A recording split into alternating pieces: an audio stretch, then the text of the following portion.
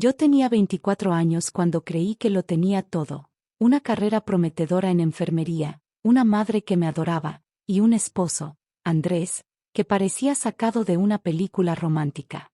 Era guapo, encantador y extremadamente atento. Nos conocimos en la universidad. Él estudiaba fisioterapia y desde la primera vez que hablamos, supe que me atraía más de lo que quería admitir. A los 6 meses de estar saliendo, me pidió matrimonio en una cena sorpresa con luces de velas en la terraza del edificio donde vivía. Me pareció apresurado, sí. Pero cuando estás enamorada, o crees que lo estás, te lanzas al vacío con los ojos cerrados. Nos casamos al año, en una ceremonia sencilla, pero llena de ilusión. Alquilamos un pequeño apartamento en el centro de la ciudad y comenzamos lo que yo pensaba que sería una vida juntos. Y por un tiempo, lo fue. Los primeros 2 años de matrimonio fueron buenos, incluso felices. Nos apoyábamos mutuamente, compartíamos gastos, hablábamos de nuestros sueños. Él quería abrir su propia clínica de fisioterapia. Yo, trabajar en cuidados intensivos. Hacíamos planes para viajar, comprar una casa, tener hijos. Él decía que quería una niña con mis ojos. Y yo me lo creía todo. Hasta que quedé embarazada. Tenía 26 años cuando vi las 2 rayas en la prueba de embarazo. Estaba sola en el baño, con las manos temblando y el corazón latiéndome como si se me fuera a salir del pecho. No era un embarazo planeado, pero tampoco un error. Usábamos protección a veces, otras no. Y habíamos hablado de formar una familia. Pero cuando le di la noticia, su reacción fue lo primero que me hizo dudar de todo lo que había creído de él. No me abrazó. No sonrió. Solo dijo, en voz baja, ¿estás segura? Lo que siguió fue un descenso lento pero constante hacia la soledad más profunda que he sentido en mi vida. Al principio dijo que necesitaba tiempo para procesarlo. Luego empezó a llegar tarde a casa. Dejó de contestar mis mensajes. A veces dormía en el sofá. Otras, ni siquiera volvía. Decía que tenía guardias en el hospital, pero descubrí por una compañera suya que había sido dado de baja semanas atrás. Cuando le pregunté por eso, estalló. ¿Crees que es fácil para mí? ¿Ahora tengo que sacrificar mi vida, mis planes, todo, por un error tuyo? Un error. Así llamó a nuestra hija por nacer. Fue la última vez que le vi los ojos sin rencor. Una semana después, me dejó. Me desperté una mañana y sus cosas no estaban. Ni su ropa, ni su cepillo de dientes, ni sus libros de fisioterapia, ni las fotos de nuestra boda. Solo una nota en la mesa. No estoy preparado para esto. Lo siento. Cuida de ti. Eso fue todo. Ninguna firma. Ningún intento de llamarme después. Me bloqueó en redes sociales, cambió de número, incluso se mudó de ciudad. En cuestión de días, pasé de ser esposa a madre soltera abandonada.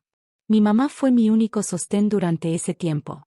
Me dejó volver a vivir con ella, me llevaba a las consultas médicas cuando yo no podía manejar por las náuseas, y lloró conmigo las noches en que creía que no podía más. A veces me decía, él se va a arrepentir, ya lo verás. Y aunque lo dudaba, me aferraba a esa idea para seguir adelante. Mi hija, Camila, nació un 11 de octubre, en una madrugada lluviosa. Pesó 2,9 kilos y tenía mis ojos, igual que él había dicho una vez. Al mirarla por primera vez, supe que haría lo que fuera por protegerla. Que no me iba a rendir. Volví a trabajar cuando Camila tenía 3 meses. Fue duro. Muy duro. Turnos nocturnos, jornadas de 12 horas, apenas dormir. Pero lo hice. Conseguí una beca para terminar mi especialización en cuidados intensivos y, poco a poco, fui reconstruyendo mi vida. Los años pasaron rápido. Camila creció sana, feliz, llena de preguntas. Nunca le mentí. Le dije que su papá se había ido porque no sabía cómo ser papá, pero que ella no tenía la culpa de nada. No quería que creciera con rencor. Quería que fuera mejor que eso. Yo también cambié. Me volví más fuerte. Más pragmática. Menos soñadora.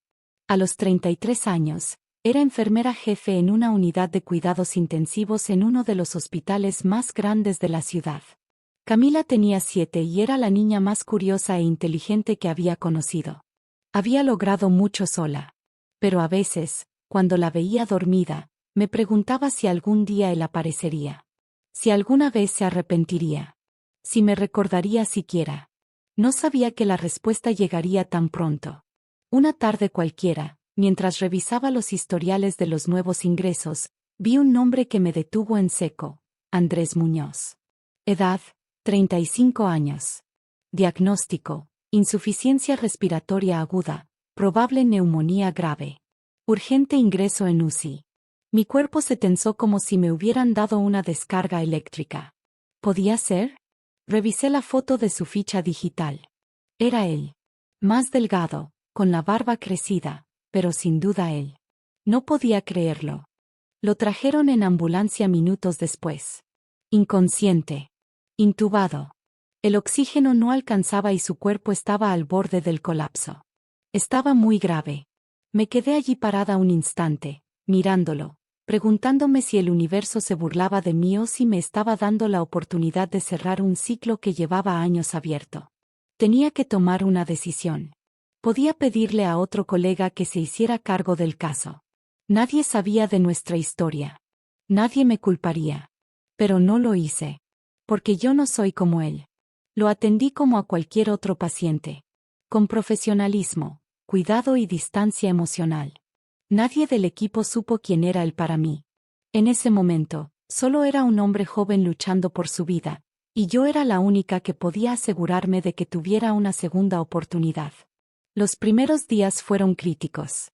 Su fiebre era altísima, los pulmones estaban encharcados y su cuerpo respondía mal a los antibióticos iniciales. Estaba solo. Nadie lo visitaba. No había contactos de emergencia registrados. Pregunté a administración y confirmaron que había sido ingresado sin familiares. No tenía pareja, ni padres, ni amigos que se presentaran por él. Solo un nombre, un cuerpo frágil y un historial médico en blanco. Hubo noches en que me quedaba horas junto a su cama, ajustando su ventilación, monitoreando cada dato, evaluando sus progresos. Y aunque nunca lo habría admitido en voz alta, en parte lo hacía por mí. Por la Laura de 26 años a la que él dejó con una hija en el vientre y una nota sobre la mesa. Una madrugada, mientras cambiaba su suero, me sorprendí a mí misma hablándole en voz baja. Camila tiene tu sonrisa, le dije. Luego me quedé inmóvil, como si hubiese cometido un error irreparable. Claro, él no podía oírme. Estaba sedado, conectado a máquinas que respiraban por él. Pero aún así, algo me recorrió el cuerpo. Como si las palabras se hubieran liberado de una jaula cerrada desde hacía 8 años. Después de 10 días, Andrés empezó a mejorar. La fiebre cedió, los pulmones comenzaron a responder al tratamiento y los niveles de oxigenación se estabilizaron. Una mañana, cuando me disponía a revisar sus signos, lo encontré despierto. Sus ojos, aún débiles, me miraron por primera vez. ¿Dónde estoy? Hospital Central. Unidad de cuidados intensivos, respondí, con tono profesional. Me observó con la frente fruncida. Y durante un segundo, creí que me reconocería. Pero no lo hizo. Tal vez los años me habían cambiado. Tal vez no podía imaginar que justo yo estaría allí, cuidando de él. ¿Hace cuánto estoy aquí? Preguntó. 11 días. Asintió débilmente y volvió a cerrar los ojos. Durante los días siguientes, fue recuperando fuerzas. Aún no podía hablar mucho, pero escribía en una pizarra pequeña. Sus mensajes eran simples: agua, frío, duele. Nunca preguntó por nadie. Nunca mencionó familia. Era como si su vida se hubiese reducido a ese cuarto. A ese presente incierto. Yo seguía atendiéndolo. Era parte de mi turno, y aunque tenía la opción de delegar su caso, seguí firme en mi decisión: terminar lo que había empezado. Una tarde, mientras le tomaba la presión, me habló. Gracias por cuidarme. Sé que he estado al borde. Lo miré por un instante, sintiendo una mezcla de emociones difícil de describir. Es mi trabajo. Aún así, gracias. No todos se toman el tiempo. Quise decirle que tenía idea de todo lo que yo me había tomado el tiempo de hacer en su ausencia. que mientras él desaparecía, yo daba a luz. Que mientras él huía, yo cambiaba pañales, trabajaba doble turno, lloraba en silencio. Pero no lo hice. Porque ese no era el momento. Unos días después, fue trasladado a una sala común. Estaba lo suficientemente estable para respirar por sí mismo, comer y caminar con ayuda.